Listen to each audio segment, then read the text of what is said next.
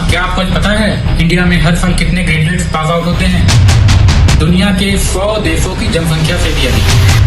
Economic survey के अनुसार उनमें आधे लोग जॉब पाने के लायक ही नहीं है। मात्र 8.25% ग्रेजुएट्स की जॉब ही उनकी डिग्री के अकॉर्डिंग है। सोचिए, आपने 12th पास करके 4 साल में इंजीनियरिंग की एक्सपेंसिव डिग्री ली है, लेकिन आप किसी ऑफिस में बैठकर क्लर्क का काम कर रहे हैं। वही काम जो कोई 10वीं पास किया हुआ आदमी भी कर सकता है। और बहुत सारे पोस्ट ग्रेजुएट्स की भी यही हाल है। लगभग 46% लोग ऐसे हैं जिनकी एनुअल इनकम 1 लाख से भी कम है। इंडिया का ग्लोबल इनोवेशन इंडेक्स में 39 देशों में से 31वां स्थान है। हमारे रिसर्च पेपर्स को इन एवरेज 13 से 16 साइटेशन मिलते हैं, जबकि विकसित देशों में यह आंकड़ा 30 के पास है। भारत में 10 लाख लोगों पर 22 पेटेंट होता है, जबकि चीन और अमेरिका में 2000 से 4000। और जो पेटेंट होते भी हैं उनमें से मात्र 5% तक ही हमारे पेटेंट कमर्शलाइज होते हैं, जबकि विकसित देशों में जैसे अमेरिका में यह आंकड़ा बहुत ज़्यादा है। भारत में रिसर्च इनोवेशन के लिए नहीं, बस डिग्री लेने और प्रमोशन पाने का जरिया बन चुका है। जहां थीसिस सबमिट करो और डिग्री लो के लिए ही रिसर्च की जा रही है। यही कारण है कि हमारी यूनिवर्सिटीज रिसर्च सेंटर्स नहीं बल्कि थीसिस प्रिंटिंग शॉप बनती जा रही है। सोचिए, जिस देश में करोड़ों लोग हर साल ग्रेजुएट होते हैं, जिस देश की आबादी दुनिया में सबसे अधिक है, उस देश की एक भी यूनिवर्सिटी दुनिया के टॉप 100 यूनिवर्सिटी के लिस्ट में भी नहीं है। ये तो बात हो गई ग्रेजुएट और रिसर्चर्स की। अब बात करते हैं हम अपने यहाँ के स्कूल्स की। ASER की रिपोर्ट के अनुसार क्लास 5 के 58% बच्चे क्लास 2 के टेक्स्ट बुक भी रीड नहीं कर पाते। क्लास 8 के 55% बच्चे बेसिक मैथमेटिक्स भी नहीं बना पाते। PISA की एक इंटरनेशनल सर्वे रिपोर्ट है जो 15 साल के बच्चे की मूल्यांकन करती है। उसमें इंडिया ने पिछली बार 2009 में प्रतिभाग किया था, जिसमें इंडिया का स्थान 74 देशों में से 73वां था। उसके बाद से इंडिया ने कभी उसमें पार्टिसिपेट ही नहीं किया। मतलब बच्चे स्कूल तो जा रहे हैं पर सीख नहीं पा रहे हैं। इंडिया में student teacher ratio developed country के मुकाबले 2 गुने से भी ज़्यादा है। हजारों ऐसे गवर्नमेंट स्कूल हैं जहां सिंगल टीचर्स हैं। ऐसे में हम क्वालिटी ऑफ एजुकेशन की क्या ही बात कर सकते हैं। गवर्नमेंट स्कूल में टीचर के shortage, poor teaching quality, infrastructure, poor outcome और स्टूडेंट के प्रति लैक ऑफ अकाउंटेबिलिटी के कारण पेरेंट्स अपने बच्चे को प्राइवेट स्कूल में भेजना ज़्यादा सुरक्षित मानते हैं। गवर्नमेंट स्कूल की ये हालत कोई राज नहीं है। खुद से पूछिए, कितने नेता या बिजनेसमैन अपने बच्चे को वहाँ भेजते हैं? उनकी तो बात ही छोड़ दीजिए। जो टीचर्स वहाँ पढ़ाते हैं, क्या वो अपने बच्चे को वहाँ पढ़ाते हैं? इसी के आंसर में हमारे सिस्टम की सच्चाई छुपी है। यह बदलाव आज हर पेरेंट्स के लिए एक स्टेटस सिंबल बन गई है। अगर बच्चा इंग्लिश मीडियम में नहीं पढ़ रहा तो समाज उसकी भविष्य भी लोकल ही समझता है। और मिडिल क्लास पेरेंट्स अपनी सीमित आमदनी से समाज के दबाव में प्राइवेट स्कूल की भारी भरकम फीस भरकर बच्चे को स्कूल भेजते हैं। माँ बाप अपने सपनों को मारकर, जरूरतें काट कर, कर्ज लेकर भी फीस भरते हैं कि कहीं समाज में उनका बच्चा किसी से पिछड़ ना जाए। और प्राइवेट स्कूल वाले भी अपनी ब्रांडिंग के हिसाब से मिडिल क्लास से 10वीं तरह की फीस एजुकेशन के नाम पर मनमाने तरीके से लेते हैं। यह मानसिकता और यह सिस्टम दोनों मिलकर भारत के करोड़ों मध्यम वर्गीय परिवार की असली तरक्की की सबसे बड़ी रुकावट बन चुके हैं। एजुकेशन का यह बिजनेस यही नहीं रुकता। स्कूल के बाद ट्यूशन और कोचिंग क्लासेस भी होते हैं। इंजीनियरिंग और मेडिकल के लिए बड़े बड़े कोचिंग के होर्डिंग्स, बैनर्स, न्यूज़पेपर के फर्स्ट पेज पे बड़ी बड़ी एडवर्टाइजमेंट पर की गई खर्च आपके बच्चे के उज्जवल भविष्य के लिए नहीं होती। वह पेरेंट्स को उनके बच्चे की तरक्की के सपने दिखाकर मोटी फीस लेने की क्रूएल बिजनेस इकोसिस्टम का एक हिस्सा है। प्राइवेट कॉलेज भी इसी बिजनेस मॉडल को फॉलो करते हैं। उन्हें आपके पैसे से मतलब है, ना कि आपके बच्चे के भविष्य से। वो पैसे के बदले डिग्री तो दे देते हैं, लेकिन उस डिग्री में ना तो स्किल होती है और ना ही कॉन्फिडेंस। लाखों की फीस देने के बाद जब कोई युवा कॉलेज से बाहर निकलता है तो ना तो उसे नौकरी मिलती है और ना ही इस कॉम्पिटिटिव दुनिया में टिकने का सहारा। सबसे बड़ी सजा बेरोजगारी नहीं होती, सबसे बड़ी सजा होती है हर दिन खुद को नकारा समझना। और तब आत्मविश्वास ही नहीं टूटता, एक सपना भी टूट जाता है। टाइम्स ऑफ इंडिया के रिपोर्ट के अनुसार 83% इंजीनियरिंग ग्रेजुएट्स में स्किल की कमी है, जिसके कारण वो अनएम्प्लॉयड है। जब एक बेरोजगार युवा पर पढ़ाई का बोझ, अकेलापन, समाज का तिरस्कार और आर्थिक चिंता सब एक साथ टूटकर गिरते हैं तो कई बार वो अपनी जिंदगी की सबसे खतरनाक कीमत चुकाता है, अपनी जान देकर। भारत में प्राइवेट स्कूल की शुरुआत ब्रिटिश कॉलोनियल पीरियड में शुरू हुई। 1813 के चार्टर एक्ट के बाद ईसाई मिशनरियों को भारत में खुली छूट मिल गई, जिसके बाद उन्होंने शिक्षा का उपयोग अपने धर्म फैलाने के लिए करने लगे। तब युवाओं के अपने संस्कृति, धर्म और समाज की जड़ों से कट जाने के डर से भारतीय समाज सुधारकों ने अपने स्तर पर स्वदेशी स्कूलों की स्थापना की, जिनमें आधुनिक विज्ञान के साथ साथ भारतीय धर्म संस्कृति की भी पढ़ाई की जाती थी। उदाहरण के तौर पर आर्य समाज और महर्षि दयानंद स्कूल की स्थापना की, जो सरकारी और ब्रिटिश नियंत्रण के बाहर थे और समाज और समुदाय द्वारा चलाए जाते थे, जिनका उद्देश्य पैसा कमाना नहीं था, वो हमारी संस्कृति के रक्षा के लिए बने थे। जबकि आज के प्राइवेट स्कूल, कॉलेजेस का उद्देश्य सिर्फ और सिर्फ पैसा कमाना है, उनकी समाज के प्रति कोई भी जिम्मेदारी नहीं दिखती। NCRB 2022 के रिपोर्ट के अनुसार भारत में 2022 में टोटल 13,044 स्टूडेंट्स ने आत्महत्या की है, यानी हर दिन करीब 35 बच्चे, यानी हर घंटे एक से ज़्यादा बच्चा।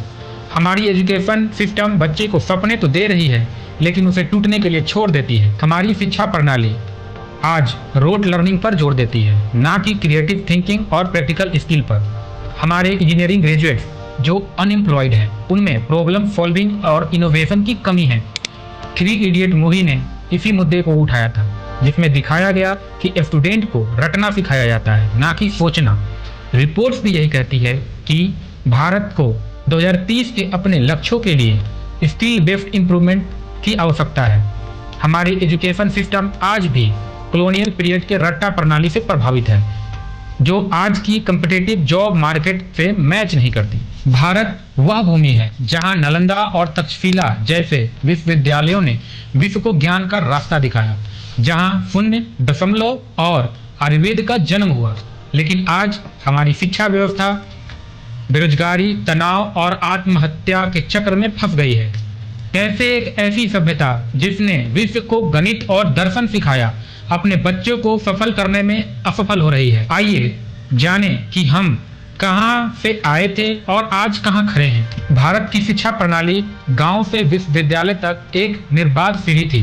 गांव में पाठशालाएं थी जहां स्थानीय भाषाओं में पढ़ाई होती थी। बच्चे अक्षर लेखन, गणित और महाकाव्य जैसे रामायण और महाभारत को पढ़ते थे।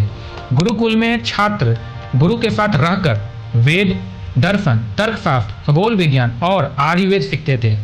तक्षशिला और नालंदा जैसे विश्व स्तरीय विश्वविद्यालय थे जहां गणित, चिकित्सा, कला जैसे 100+ विषय पढ़ाए जाते थे। लड़कियां भी खासकर दक्षिण भारत में अनौपचारिक रूप से शिक्षा प्राप्त करती थी। शिक्षक गुरु न केवल ज्ञान देते थे बल्कि समाज के मार्गदर्शक भी थे। भारत की शिक्षा केवल सैद्धांतिक नहीं थी, इसने व्यवहारिक नवाचार और वैश्विक व्यापार को जन्म दिया। आर्यभट्ट ने 5वीं सदी में शून्य और दशमलव प्रणाली दिया, जिसने विश्व गणित को बदल दिया। ब्रह्मगुप्त ने बीज गणित और खगोल विज्ञान में योगदान दिया। सुश्रुत संहिता में शल्य चिकित्सा की तकनीकों का वर्णन है जो आधुनिक सर्जरी की नींव बनी। भारत का वुड स्टील और कपड़ा विश्व प्रसिद्ध था, जिससे 10वीं सदी तक वैश्विक व्यापार में भारत की हिस्सेदारी 30% तक पहुंची। और कार्ल सैगन ने कहा है, भारत का गणित और खगोल विज्ञान आधुनिक विज्ञान की नींव है। हमारी शिक्षा ने समाज को आत्मनिर्भर बनाया है, जिसके कारण भारत विश्व का सोने की चिड़िया कहलाए। लेकिन 12वीं सदी के आसपास नालंदा और विक्रमशिला जैसे शिक्षा के केंद्रों को मुस्लिम आक्रांताओं के द्वारा नष्ट कर दिया गया। बख्तियार खिलजी ने 1193 में नालंदा विश्वविद्यालय को जला दिया, जिसमें लाखों पांडुलिपियां जल गई।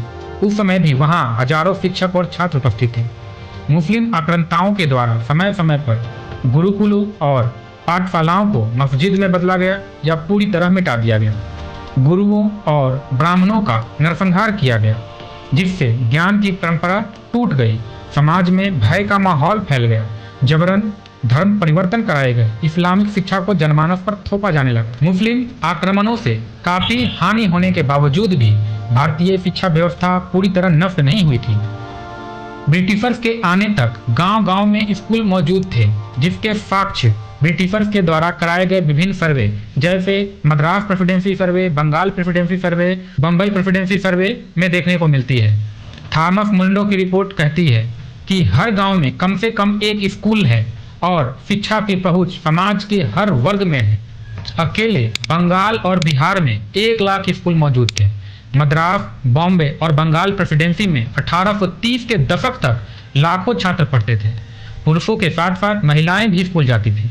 इनमें से 60 से 70% तक छात्र पिछड़े और दलित समुदाय से आते थे, यानी कि शिक्षा सर्वसुलभ थी। कोयम्बटूर में 81% तक छात्र पिछड़े और दलित जाति के थे। शिक्षक भी सिर्फ ब्राह्मण जाति के नहीं थे। शिक्षकों को समाज में दान और अनाज मिलता था। कोई सरकारी फंडिंग नहीं होती थी, फिर भी तंत्र मजबूत था। ब्रिटिश शासन के दौर में भले ही भारत की स्वदेशी शिक्षा प्रणाली कमजोर हो रही थी, लेकिन आंकड़े बताते हैं कि तब के भारत की शिक्षा व्यवस्था कई यूरोपीय देशों से बेहतर थी। यह सच्चाई उन सभी मिथकों को झूठा साबित करती है जो भारत को अशिक्षित और पिछड़ा दिखाने के लिए गढ़े गए थे, चाहे वो ब्रिटिश साम्राज्यवादी हो, मिशनरी प्रचारक हो या वामपंथी इतिहासकार। सबसे चौंकाने वाला तथ्य ये है कि उस समय स्कूल में 50% से ज्यादा छात्र निम्न जातियों से आते थे। इससे प्राचीन भारत में निम्न जातियों को शिक्षा से वंचित रखा जाता था का झूठ का भी पर्दाफाश होता है। विदेशी यात्रियों ने भी भारत की प्रशंसा की है। 7वीं सदी में ह्वेन-त्सांग ने नालंदा को विश्व का ज्ञान का केंद्र बताया, जहां 1000 छात्र और 2000 टीचर थे। 11वीं सदी में अल बरूनी ने भारतीय गणित और खगोल विज्ञान की सराहना की। आधुनिक युग में भी रॉबर्ट ओपेनहाइमर ने भगवत गीता से प्रेरणा ली, जिनसे उनके एटॉमिक रिसर्च में दार्शनिक आधार मिला। कार्ल सैगन ने कहा है, भारत का गणित आधुनिक विज्ञान की नींव है। लेकिन 1835 में लॉर्ड मैकाले ने पूरे भारतीय स्वदेशी शिक्षा व्यवस्था को उनके राजनीतिक, धार्मिक और सांस्कृतिक उद्देश्यों की पूर्ति के लिए खत्म कर दिया और अंग्रेजी भाषा को माध्यम बनाया। ब्रिटिश साम्राज्य को सस्ते, वफादार और अंग्रेजी जानने वाले क्लर्क चाहिए थे। अंग्रेजी अफसरों की संख्या सीमित थी और उन्हें बड़ी आबादी पर नियंत्रण के लिए ऐसे लोगों की आवश्यकता थी। लॉर्ड मैकाले ने कहा है, हम एक ऐसा वर्ग तैयार करना चाहते हैं जो सोच, समझ और बुद्धि से अंग्रेज हो, लेकिन खून और रंग से भारतीय ज्ञान प्रणाली को हीन बताया गया। यह प्रणाली समाज से गहराई से जुड़ी थी। हमारे आत्मविश्वास को कमजोर किया गया ताकि हम अपनी जड़ों को भूल जाएं और उनकी सत्ता को चुनौती ना दे सकें। ब्रिटिश पाठ्यक्रम ने हमें हमारी संस्कृति, इतिहास और विज्ञान से काट दिया। नया पाठ्यक्रम केवल क्लर्क और प्रशासनिक नौकरियां पैदा करने के लिए था।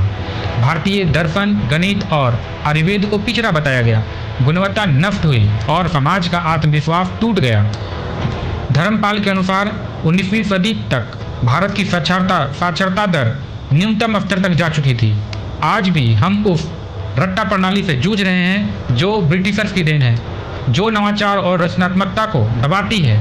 हमारी संस्कृति और इतिहास से दूरी ने हमें अपनी जड़ों से अलग कर दिया है। ब्रिटिशर्स की हमारे शिक्षा व्यवस्था पे बदलाव का प्रभाव आज भी हमारी शिक्षा प्रणाली पर है। हमारा पाठ्यक्रम रट्टा और परीक्षा केंद्रित बना हुआ है, जो रचनात्मकता और व्यवहारिक कौशल को दबाता है। तनाव और आत्महत्याएं बढ़ रही है। हमारी संस्कृति और इतिहास से दूरी ने हमें आत्मविश्वासहीन बना दिया है। भारत की शिक्षा का गौरवमयी अतीत हमें प्रेरित करता है। नालंदा और तक्षशिला की विरासत, आर्यभट्ट और सुश्रुत के योगदान और हमारी समावेशी पाठशालाएं हमें सिखाती हैं कि शिक्षा समाज की रीढ़ है। लेकिन औपनिवेशिक विनाश और आधुनिक चुनौतियों ने हमें कमजोर किया है। अब समय है एक नई शुरुआत का। हमें अपनी जड़ों से जुड़कर रचनात्मक और व्यवहारिक शिक्षा को अपनाना ही होगा। ये हमारे बच्चे को सशक्त करेगा, उनके सपनों को पंख देगा और भारत को फिर से विश्व गुरु बनाएगा।